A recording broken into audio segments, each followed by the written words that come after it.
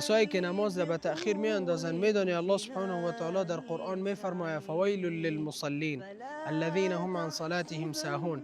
عبدالله ابن عباس رضی الله عنه میگه والله اینها نماز را ترک نکردن، فقط هر وقت خواستند و خواندن. اگر تو نماز را حقش ادا نمیکنی، وقت نماز را ادا نمیکنی، هر وقت دلت خواست خواندی، قسم به الله هر خوشحالی که در زندگیت باشه به تأخیر میفته.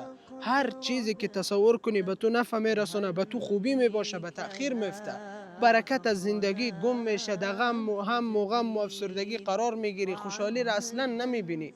والله العظیم تنها رابطی که لازم است او را جور کنی خوب باشه، او تنها رابطه است به الله سبحانه و تعالی. چرا که یک روز میرسه میموریم و هیچ کس بعد از مرگ ما به درد ما نمیخوره.